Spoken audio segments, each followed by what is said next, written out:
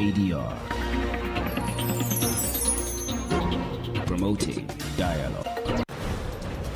It's midday in Dakar and 1 o'clock in Abuja. Good afternoon and many thanks for staying tuned to West Africa Democracy Radio, broadcasting on 94.9 FM and around the world on WADR.org. Welcome to Newslink, and here are the top stories.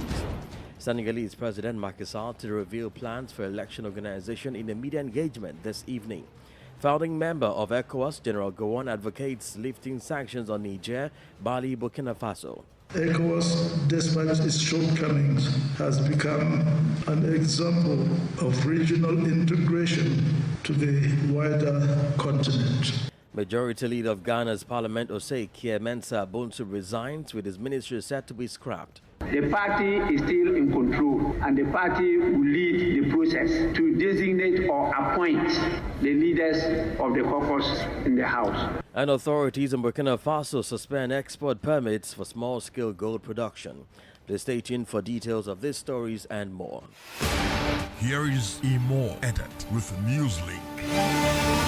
Many thanks for joining us and a warm welcome to our listeners in the Gambia, Ghana and Liberia. Well, let's begin in Senegal, where President Macky Sall is urging his cabinet to implement measures to expedite the postponed presidential election originally scheduled for February 25. Although a new timetable has not been finalized, various political entities are intensifying their suggestions. Tawfiq Abdunasser reports that the Senegalese president has reiterated the intention to promptly convene a consultation involving all stakeholders. During a Council of Ministers meeting on Tuesday, President Macky Sall instructed the Minister of Interior, in collaboration with the Minister of Finance, the Autonomous National Electoral Commission, and administrative authorities to take necessary measures for the smooth organization of the upcoming presidential election.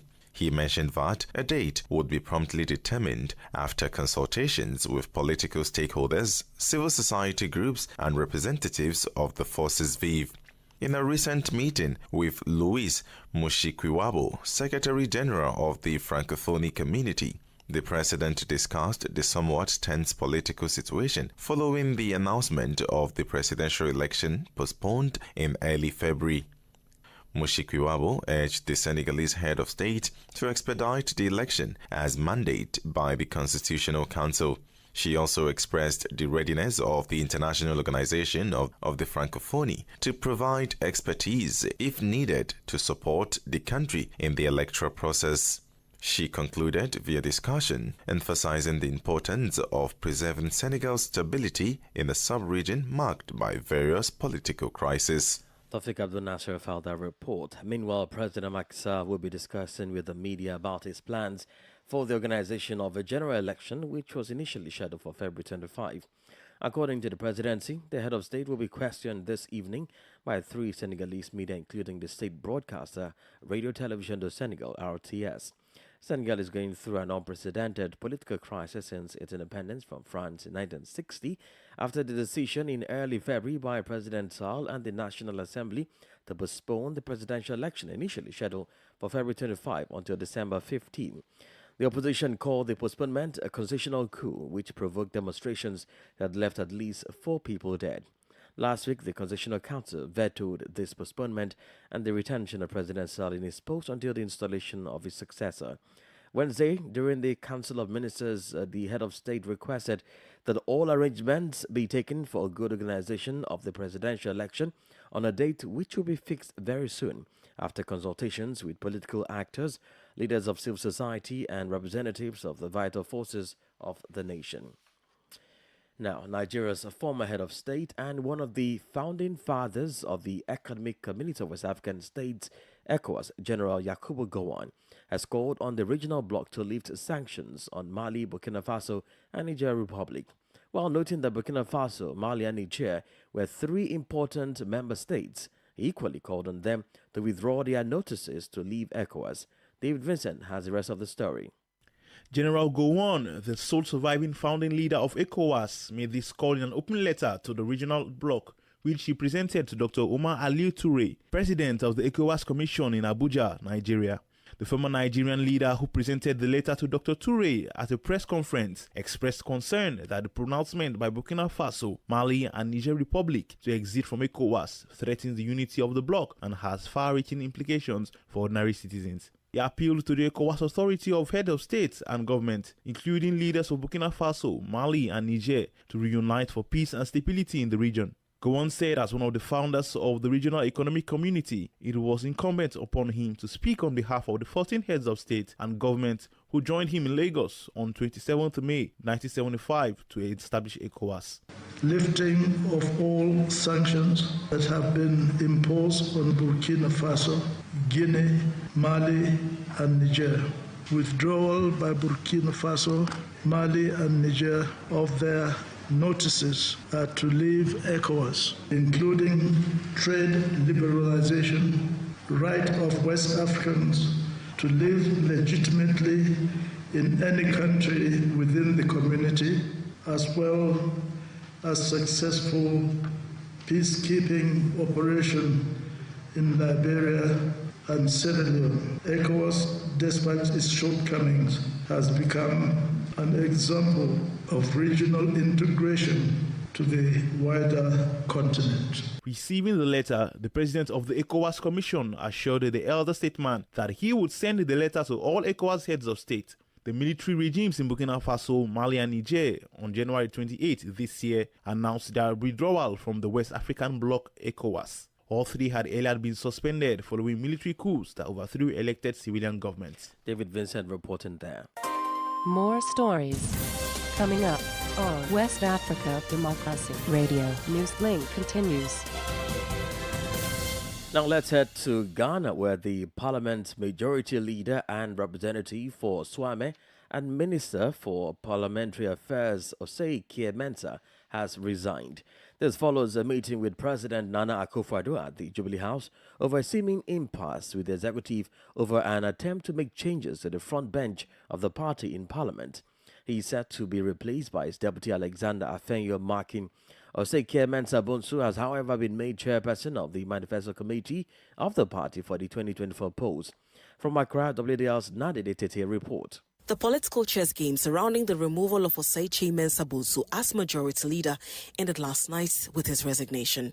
Earlier, the majority caucus, led by the first deputy speaker, Joseph Osei-Osu, strongly opposed the decision to remove Osei Mensah as the majority leader, citing the new standing orders of Parliament. The Bekwai MP asserted that any such changes could only be sanctioned by the caucus. The majority caucus has not made any changes in its leadership. The majority caucus has not contemplated making any changes to its leadership. Parliament of Ghana has adopted standing orders which places selection and change or otherwise of leadership in the hands of the caucus and not anybody outside Parliament. However, Speaker of Parliament Alban Bagbin countered the assertion of his first deputy. So there should not be any confusion. There should not be any confusion at all. The party is still in control, and the party will lead the process to designate or appoint the leaders of the caucus in the House.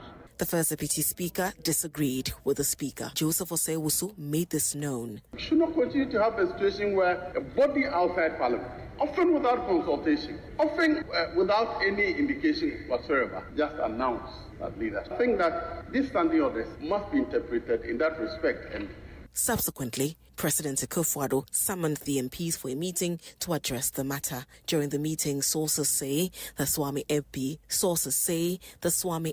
opted to resign upon realizing that the party was proceeding with the leadership changes. He is set to be replaced by Futu MP and Deputy Majority Leader Alexander Afenyo Markin. Reports also indicate that the President has dissolved the Ministry of Parliamentary Affairs, indicating that the Futu MP will not concurrently serve as a Minister of State.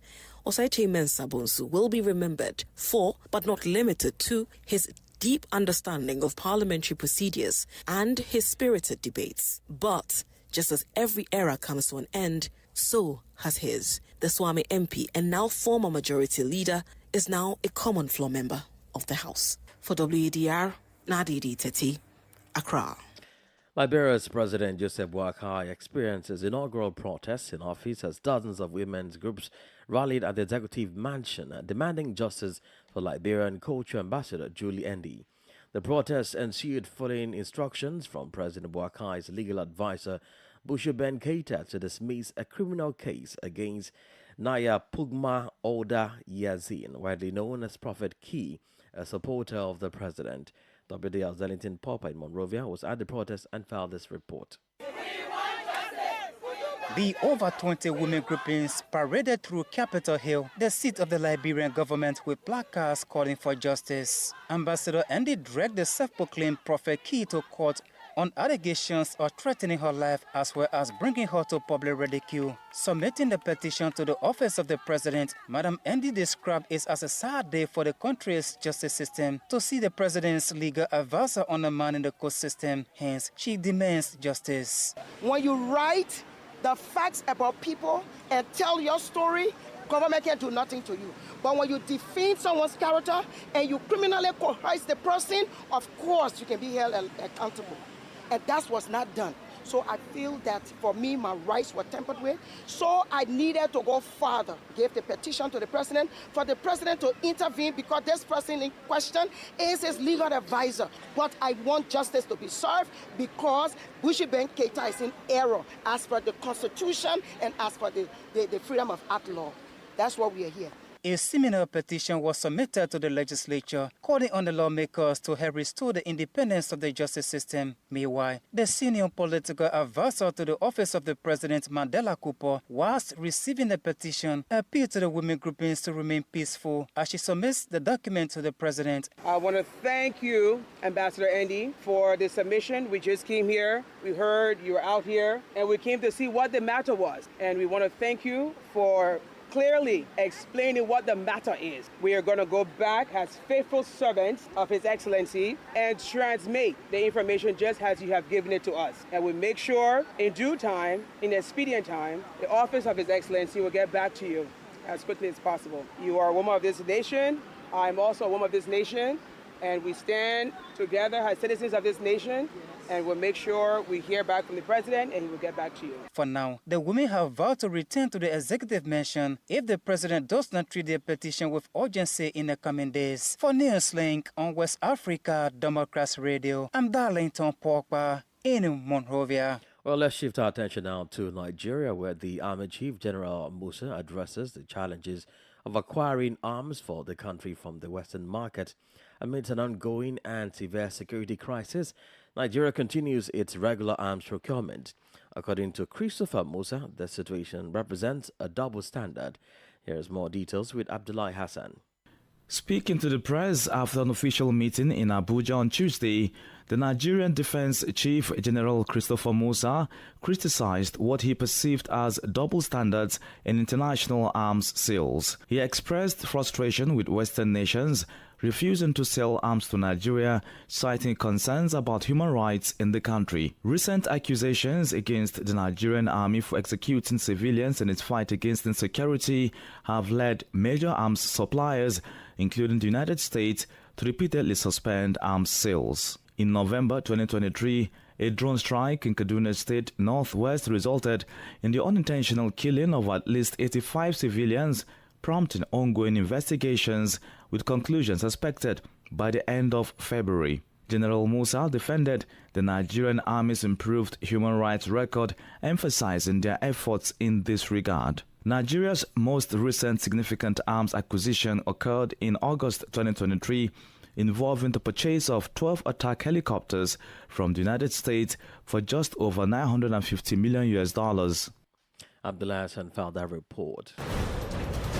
You're listening to Newslink on West Africa Democracy Radio 94.9 FM Dakar. Here is a reminder of our top stories. Senegalese President Macky Sall to reveal plans for election organization in a media engagement this evening. Founding member of ECOWAS, General Gowon advocates lifting sanctions on Niger, Mali, Burkina Faso. Majority Leader of Ghana's Parliament, Osei Mensa Bonsu, resigns with his ministry set to be scrapped. And still ahead, authorities in Burkina Faso suspend export permits for small-scale gold production. We have the newspaper review, guest interview, and sport news. Please stay with us. West Africa Democracy Radio. It's you speaking. Don't forget, we are streaming live on WADR.org, YouTube, and Facebook. Now we head to Burkina Faso, where the transition authorities have implemented an immediate suspension of export permits for artisanal and semi-mechanized gold as well as other precious commodities. The Minister of Mines in a press release on Wednesday stated that the suspension is aimed at cleaning up the sector and underscores the government's dedication to improving the organization of gold and other precious substances marketing. Augustine Cooley brings us the complete story. The Burkinabe Ministry of Mines press statement that lacked details on the duration of the suspension of artisanal gold mining said this sector contributes approximately 10 tons of gold to the annual production. In January 2024, Burkina Faso initiated operations at a mining residue processing plant situated in the Kosodo Industrial Zone near Ouagadougou. Meanwhile, in November 2023, the transitional president, Captain Ibrahim Traoré, began constructing the country's first gold refinery, expected to produce 150 tons of 99.99% pure gold annually, or approximately 400 kilograms per day. The president declared gold as the country's leading export product during this event, anticipating the first 22-carat gold bars within 11 months, according to technicians. However, reports suggest that gold production in Burkina Faso, contributing about 14% to the state's revenue, witnessed a 13.7% decline in 2022, dropping from 66.8 to 57.6 tons as per official figures. The artisanal sector, now on suspension, adds around 10 tons annually to the overall production. Burkina Faso is home to 17 industrial gold mines, with 5 closed due to frequent jihadist violence affecting the country. Augustine Cooley filed that report.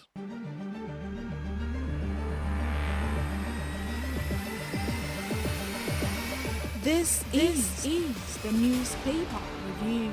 Stay on top of the news. Get the most important stories with added insight and concise review. This is the newspaper review. Let's head back to Accra as we join Nadia Tete with the newspaper review. Greetings from Accra and welcome to the newspaper review segment. We'll start off with the major newspaper in the country, the Daily Graphic newspaper. On the front page of the Daily Graphic newspaper, it says here, ahead of 2024 elections, avoid hate speech. Peace Council tells political parties. The National Peace Council held a dialogue with political parties in relation to the upcoming polls. It's a usual practice whenever we are approaching the election day. Other stories here, government committed to resolve Ahmed Hussein Swale's murder. That's according to the Attorney General, Godfred Yeboah Dame. Also here, Daily Graphic drags Transport Ministry to RTI Commission and more people with higher education unemployed. That's per the Ghana Cisco Service report. To the Ghanaian Times newspaper now. Front page, set priorities right to fix economy. Otunfo Seitutu, task finance minister designate. That is Mohamed Amin Adam, who is now the Minister of Finance designate. Also on the front page of the Ghanaian Times newspaper, LGBTQI plus bill, Afenyo Marking loses bid to substitute imprisonment with non-custodial sentence. And Maslock fails to recover over 291.5 million Ghana cedis loan disbursed over past 12 years. Here as well on the front page of the Ghanaian Times newspaper will ensure fitting 67th Independence Day anniversary celebration. That's according to the Eastern Regional Minister. This year's celebration will be marked in the Eastern region. Now to the Daily Guide newspaper. Front page, political parties appoint leadership. That's according to the Speaker of Parliament. Now, he's speaking on the back of a presser that was held by the Majority Caucus, which was in response to some rumors at the time that the Majority Leader, Osei Chairman-Sabos, was going to be replaced. And the caucus had said that per the new standing orders, it is the caucus that is supposed to make those changes and not external factors like the caucus's party, the political party. Well, the Speaker of Parliament says that it cannot be the caucus alone making that decision. The political parties have a role to play in there. That'll be it for the dailies today. My name is Nadidi Tete. It's back to you in the studio. Many thanks, Nadidi Tete, with the newspaper review. Politics, analysis on major news, social matters, and all. This is A Guest. Well, this afternoon we zoom in on the political situation in Liberia, already confronting the administration of President Joseph Boakai with accusations of his failure to declare his assets, among other issues. Joining us is political analyst Abdallah Katamba. I think he declares assets, but to the Liberian Corruption Commission, I think the issue now is public declaration. But institutional responsible for the declaration, he submitted an asset to them. But what the people are interested in is that public declaration. So what the public is demanding for is public declaration, but not just a declaration. A declaration has been made, but he has a public declaration. So the people are looking for a public declaration, which is what is even more important. A public declaration is more important because he said there are a few things he said he would have done it on day one. He did not do on day one, but it could be like it's minor. It's just a minor problem. But I thought the declaration of assets is part of the requirements when vying for such a big position. If he submitted an anti-corruption commission, they see it, the public does not see it. And a lot of people in the WADR government did the same thing. They said they submitted to the anti-corruption commission. So nobody could tell what the asset is. You know, so there's no way you could tell what the assets and what they've accumulated after the assets. So people just if you intend to do it, just do it. So with all of this happening around the president, with barely a quarter thereabout in government, what does this say about his preparation for this position? Well, what it says is that there are too many powerful competing interests around him. Because even the first set of appointments, his base was up in arms. They were very angry, disappointed. And the base feel that the party leadership has been completely from the decision-making table around the president's cycle. So I think that, but now he recovered. A lot of folks from the party base have been appointed. He had a long list of appointments recently. But it tells you that he has not been able to manage and contain the competing interests around him. So that's one of the problems he faces. And two is that he got problem with speed. Even the army wives, he had problem with speed. And he's old, he's tired. Running a country, especially like post-conflict, is a difficult work. Even running an agency in the country is a difficult work. The storms of activities. Imagine running a post-war conflict will traumatize people with all these crises popping every second. But I think their crisis management skills is really has not proven to be effective. Their decision making in some areas need to speed up, but the competing interests around. There are so many folks who served in government before around him, and they come with a lot of vested interest in a lot of things, and a lot of connections, a lot of alliances. And so all of that, he has to navigate those different competing interests. How does he align those interests with his vision for the country? So I got Imo, I got Kiatama, I got John Brown, who are working on they got their own interests. They are now around me. Their interests may be opposed to each other, and all of them are my advisors. So they're pulling me in 4-5 different directions. You know what I'm saying? And I'm basically sometimes he's a hostage of a situation more than he's more of a passenger in the car than a driver in the car at times. What do you think he can actually do to better manage all of this interest at play and to change the life of Liberians?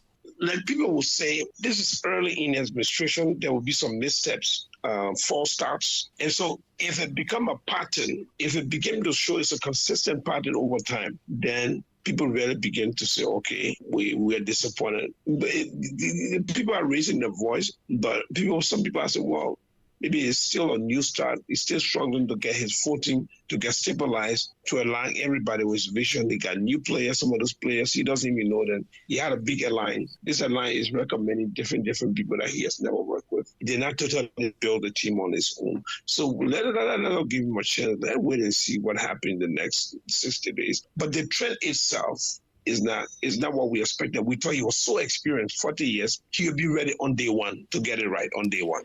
That was Liberian political analyst Abdallah Katamba. Let's join Sankuli Janko for sport news.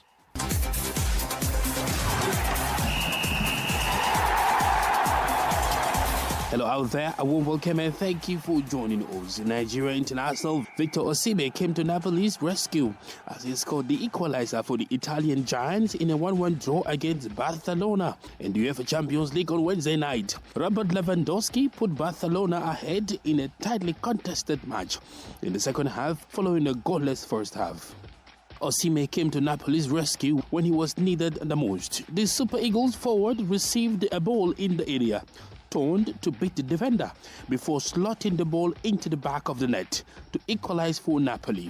Osimhen's equalizer means the two teams must find a winner in Nou Camp next month for a place in the quarterfinals. Elsewhere, Porto left it late to snatch a victory against Arsenal in the UEFA Champions League on Wednesday night. Galenos scored in the 3rd minute of the additional 4 minutes to break the hearts of the Gunners.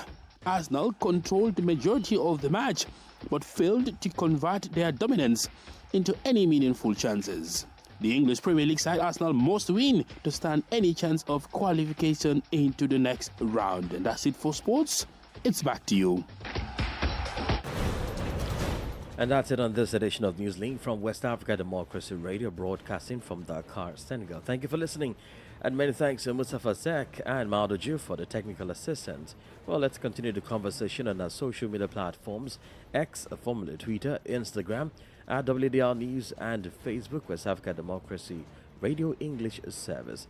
I am Imo Edet. Good afternoon. And many thanks to you for listening to Newslink via Hot 104.3